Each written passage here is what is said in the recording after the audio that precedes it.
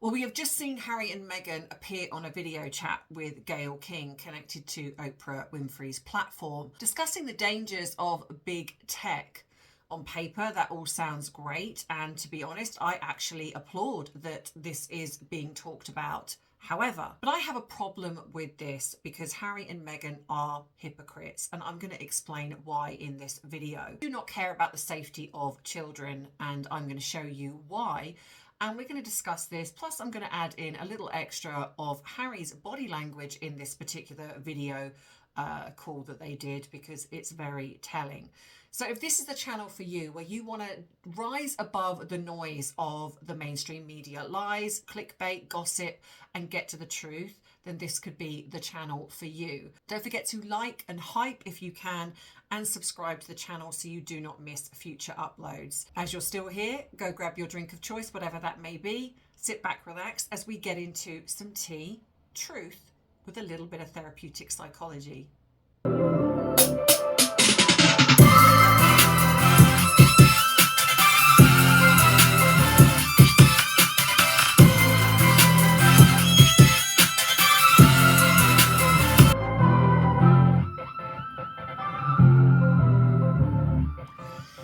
So hey everyone, welcome to the second video of 2026.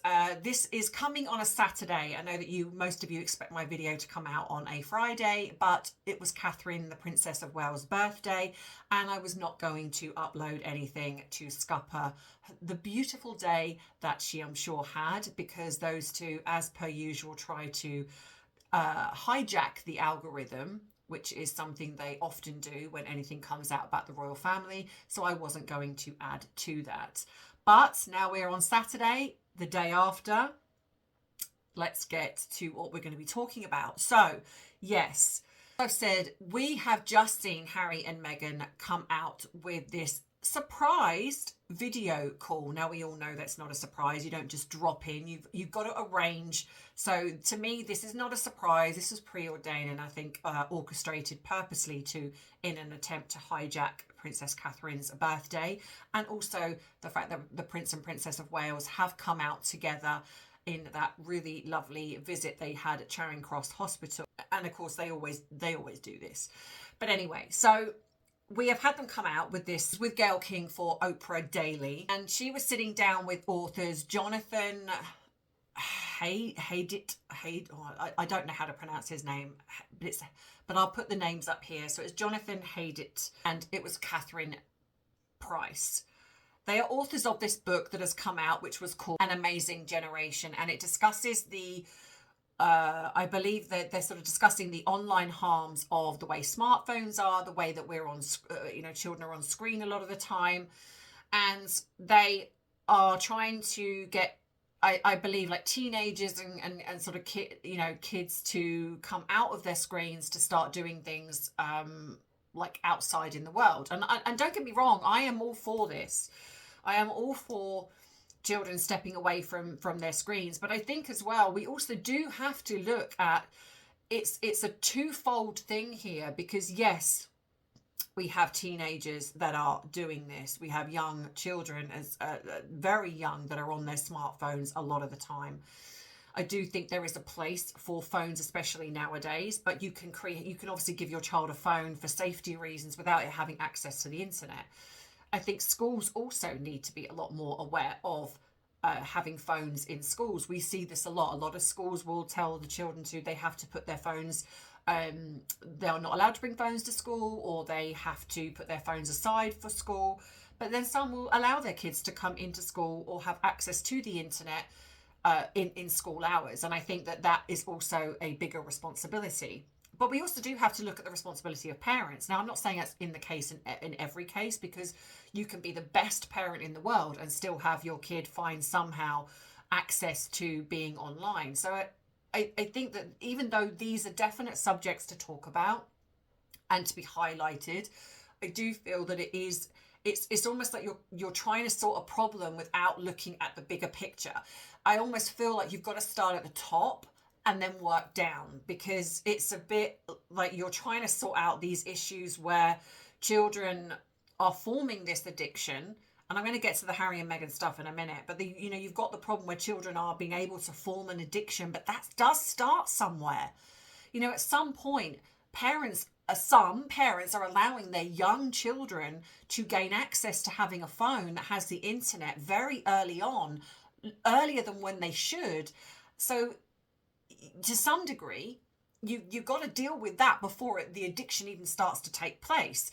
You've then got to deal with the fact that a lot of your children's friends are online, so you're creating so again, this comes down to this collective.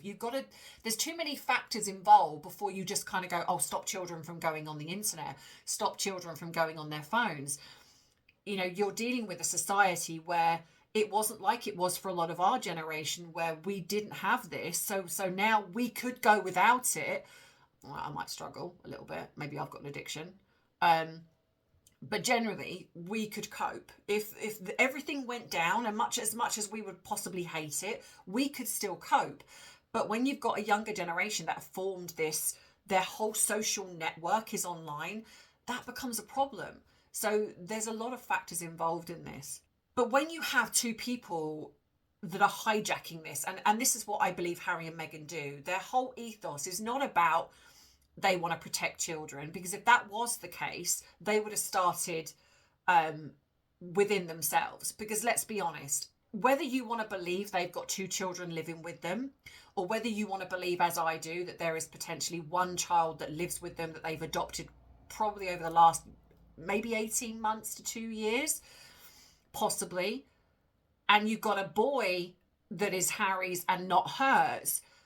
But when you look at the way that she has, they're both talking about cultivating these relationships. Honestly, that has got to be the most contrite thing anyone can say. Well, of course that's the case.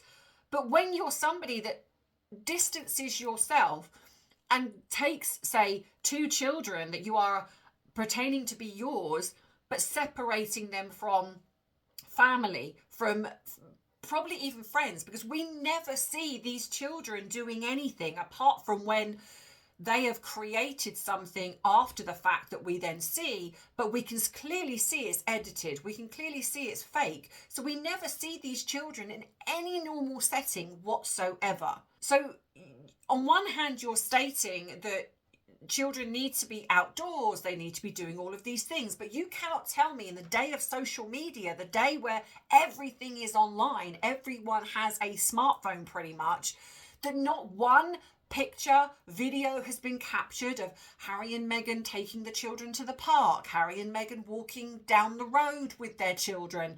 There's been nothing. They show us video footage in this thing of them walking their dog, but again, no children, because it's so contrived. And so when you have two people that are so hypocritical that she puts these children online, even though she does side views, back of the head, but these are clearly different children. But what you do then is that when you start to create so much mystery and intrigue, most of us, generally normal people, get bored and are just over it. But you're going to get people that are potentially unhinged. They're going to be like, why are they lying? Why are they, and go one step further from just talking about it to wanting to find the truth. You're going to get paps that are going to be like, okay, something's not right here. I need to find the truth of what's really going on. So you create this dangerous world when you don't need to. So, you have these two sitting there on this Zoom chat, and don't even get me started on the weird filter, because that was, I will say this, I'm back on X, and I know that a lot of you people don't like X, but it is funny. It is funny, and it is very difficult for me to sometimes keep my professional head. So I do enjoy the fact that I can kind of dabble a little bit. Not quite as crazy as what I was before people knew who I was. I will say I can have a bit of a potty mouth, and I was a bit choice in some of the things that I said, but I lesson learned, because once people found out I was a therapist, it got used against me, because that's what people do. But anyway, so it is fun though, watching other people, and the filter thing is definitely something that most have picked up on. And I got to admit, it's hard to not critique the filter. So, but anyway, aside from that, if we look at the things that they're saying, right? So if we look at what they've said, screens harm children. Well, no, they don't. But it is the amount of time they spend on a screen. It is the things that they're watching. It's not necessarily that screens harm children, because if that was the case, then we could say that about TV programs. It is about monitoring what they're watching. It is about how much time they're spending on there, for sure. But it's not, it's too vague to say screens harm children. Must be more present. And the irony of this is that Meghan, in her own words, has stated that she writes an email to her children every single night. So when they're older, they can read them. Right. So you don't write to your children in the normal sense, or perhaps sit down with your children and tell them the things that you would potentially write on this online email, or even write little notes. If you want to write little notes to your children, there's nothing wrong with that. And actually, that could be a lovely keepsake. You know, if you're putting them in a jar, you can write down these. And actually, as I'm saying that, I actually think that's quite a good idea. So I've come up with my own idea. I actually think, you know, if you're going to do something that's really lovely for your children, grandchildren, then why not create a memory jar? Well, I haven't created that. That is out there, but it's just something that I've thought of doing for myself. And create a memory jar. Putting these little beautiful little notes in a memory jar, and then you could save that for, I actually have done it before. I've stopped doing it, but done, and I'm digressing a little bit here, sorry. But it is something that I think is a lovely thing to do, is create this memory jar. You could do it at the beginning of the year, get a jar with your family, or even you just do it yourself, write these little moments, and then at the end of the year, open it and celebrate all those wonderful moments that you've had within that year. Because sometimes we forget all the little moments. We focus on big things, but we forget the little things. So that's a really great idea. But when she's arguing with online, saying people spend too much time online, and yet her answer to that is to write these emails to these alleged children every single night. So by the time they're older, they've got thousands and thousands of emails to read online. How is that not hypocritical? And so when she says parents must be more present, again, that's wonderful. If you're parents that don't have to work, have all these millions sitting in the bank, or thousands, or whatever it is, and you can literally call up whoever to do things for you. What about the parents that have to work, or two jobs, or whatever it is, or the single parents that are absolutely exhausted? This is what I mean about how tone deaf Harry and Meghan truly are. They do not actually take into account there are parents who really struggle. And sometimes you will find that there are parents that just to get a minute's peace, that they will sit their child in front of a TV. Did I do it when I was younger? Yeah, absolutely. My son, who's got autism, loved Thomas the Tank Engine. And sometimes just to get a moment to myself where I could sit and have a cup of tea, or even just close my eyes on the sofa for a couple of minutes while he's sitting there watching, I would stick on Thomas the Tank Engine. And sometimes it would be, because it was videotape back then, it was rewind, play again, rewind, play again. I had that Thomas the Tank Engine theme tune in my head for I don't know how long. But sometimes when you're a single mom, you do these things. And again, it's not taking into account that it's not about parents must be more present. We want to be more present a lot of the time, but outside factors, when you're having to work or you're struggling or whatever it is, sometimes means that you're not always as present as what you would like to be. So yes, let's make parents feel incredibly guilty when most parents are just trying their best to get by. But because Harry and Meghan are, like I say, they've got all this money and they've got all these connections or whatever it is, it's like, and potentially two children that are not living with them, it's easy for them to sit there and say, parents must be more present. Actually, it's more than that. It's parents need more support. How about, instead of looking at this, create a system where parents can have more support, especially if you've got kids with special needs or complex needs. It's giving parents the tools to be able to have a bit of space and time, so they're not completely going crazy, so they feel that they're not having to sit their child maybe in front of a laptop or whatever it is, just to get a minute's moment to themselves. it's putting things in place. But no, let's just blame all parents, for, or blame children for whatever it is that they're doing. It's more than that. I'm not saying that there are not some parents that do things that are not great. Of course. I mean, to be honest, I think these two, if they are parents, are awful example as parents. Children deserve protection from, this is the only one I do agree with, is children deserve protection from digital exposure. Yeah, no, I do agree with that. But again, it's a bigger picture. It's looking at the whole thing collectively and going, okay, what can we do? What can we put in place? Rather than doing what, in a sense, what the Australian government have done, is that completely decide that all of a sudden, bang, 16-year-olds and below are no longer having access to social media. On paper, that might seem great, but you've got kids that are already potentially addicted, that have it as a social a way to enact, especially if you've got children that are on their own or lonely, and their friendship, they built a little friendship circle online. You take that away, it changes one problem, but creates a whole lot more. So again, you've got to put things in place first before you eradicate that. And these people are not doing that. So again, like I say, I applaud the conversation, but it's so much bigger than that. But the biggest thing for me as well, the massive contradiction that is Harry and Meghan, the hypocrisy that is Harry and Meghan, is because all of this that they discuss never gets called out, because they have partnered, and I will bang on about this because this is what they consistently try and talk about, is that they are partnered with a company called Ethic, which profits from and has shares in companies, meta companies like Facebook, Instagram, Twitter, Google, all of the companies that both Harry and Meghan rally against and say are the problem. But they profit from those companies. So why is it that the mainstream media do not do their research and saying, hang on a minute, yeah, okay, this looks great, but what about this? What about the fact that you do this? It's like, it's not rocket science. But of course we know that the mainstream media, they in a sense have their own agenda when it comes to Harry and Meghan. Either they're so frightened of being sued that they just don't call them out, or they know that people are going to click on their articles. So again, it all comes down to money. So they're just as bad in a sense. Collectively, they are all just as bad.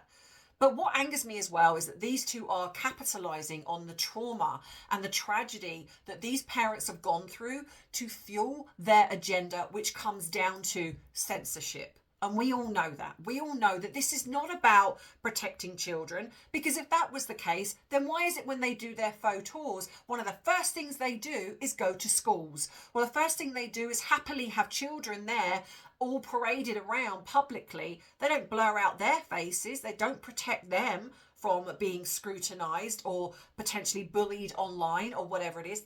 They're not protected.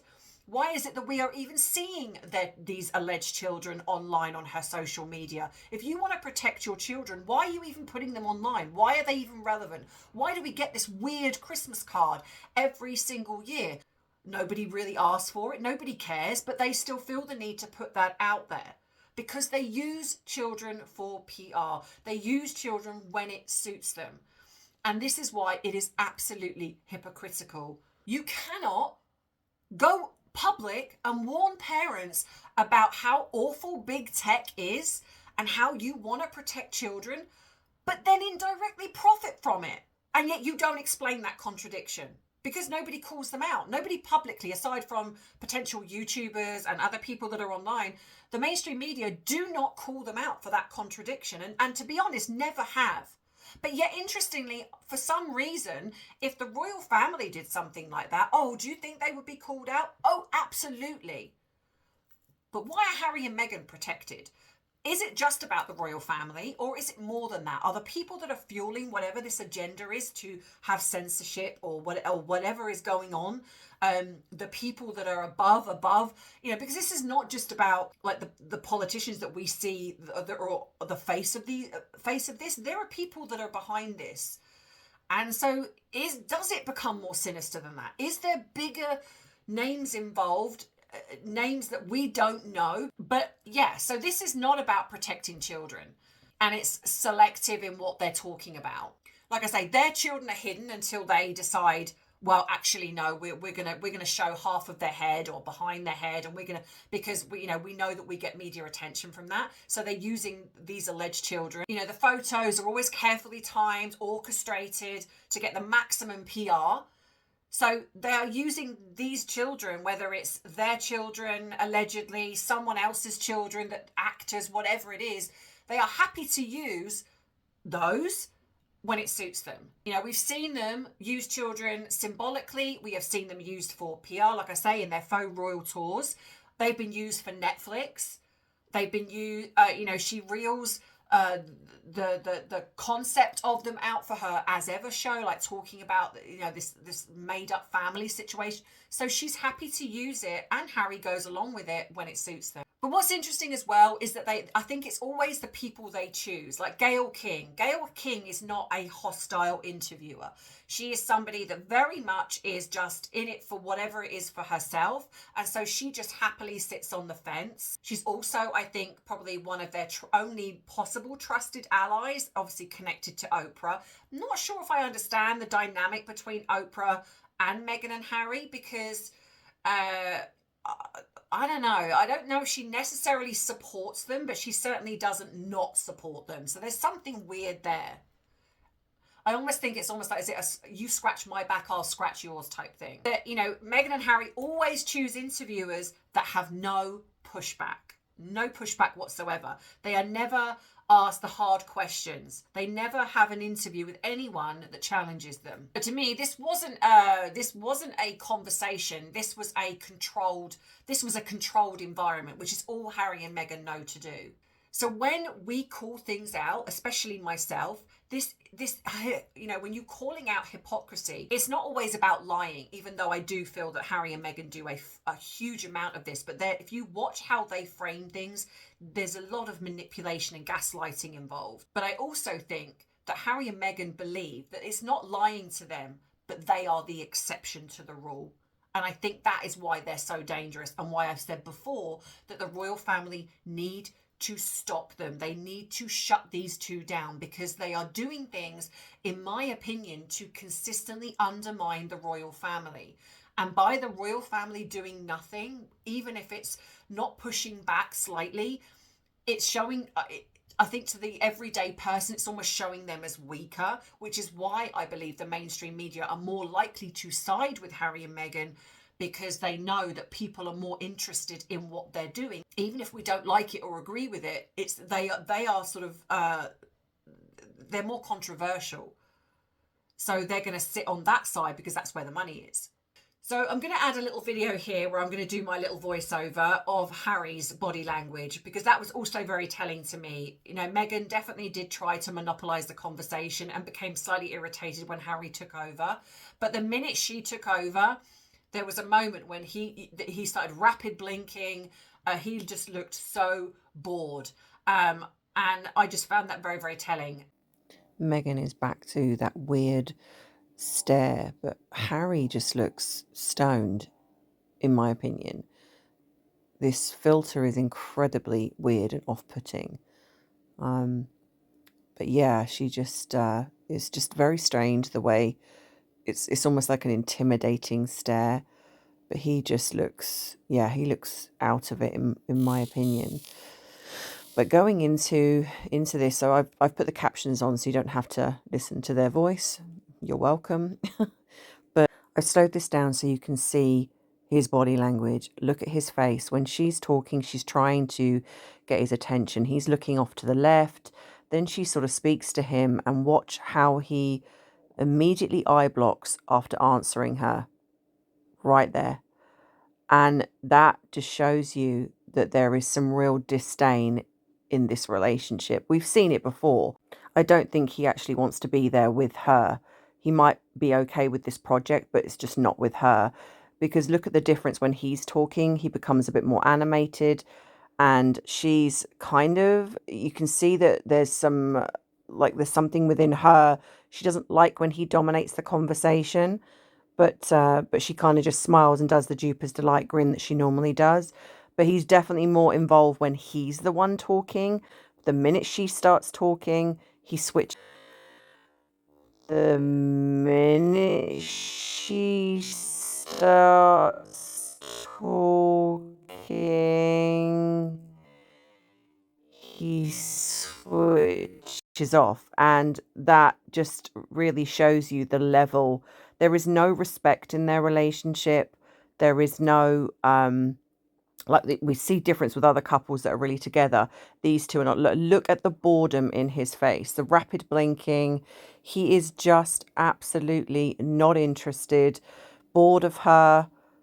It's so telling. Harry wears everything on his face. But yeah, so let me know what you think in the comments. Do you agree with what I've just said? Do you disagree? Do you have your own points of view? Because as you know, I always love to enjoy reading them.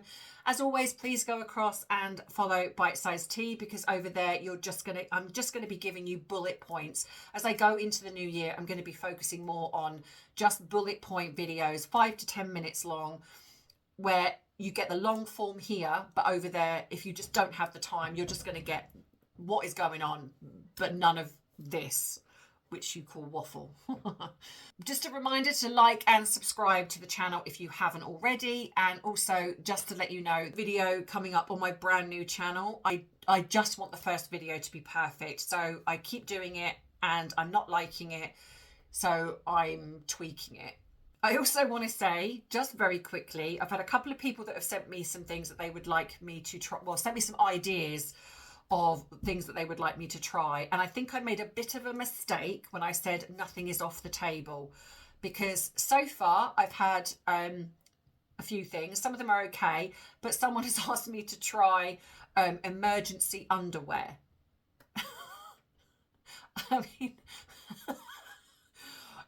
I mean, I'm happy to look at something because I think it could be quite funny, but I'm not going to come on camera wearing underwear. It's not that kind of show. So just to say, so maybe when I say nothing's off limits, I need to assess things case by case, but also please bear in mind that I will be buying things myself. So please don't send me things that are just exorbitant amounts of money, because I just don't have the money. Now, if you want to buy it and send it to me via my PO box, please do. I will happily try it. But just for the moment, while it's gaining traction, please bear in mind that I'm not a multi-millionaire. So if you're sending me things to try that are essentially like £200-300, I'm not going to buy that just to try it on the channel. I just can't afford that. So as much as I would love to be in a place to be able to do that, I can't. However, I'm also going to say to you that when I do start getting things through VIP, which I know can happen, I've already started to get some things here. I am going to be doing a giveaway, because instead of throwing these things away, because they're things that I don't always like, I thought what better way is to do a giveaway to say thank you to you guys. It just seems silly to throw things away that I've been gifted. And I'm not talking about things that you guys personally have sent me. I keep all of those. I know, we'll work that out. But that's it. Anyway, so I hope you have a good weekend, whatever you're doing. And I will see you next week to see what latest shenanigans those two get up to. But as always, you know, I love you. I appreciate you. But most of all, I respect you. Take care. Bye-bye. Mwah.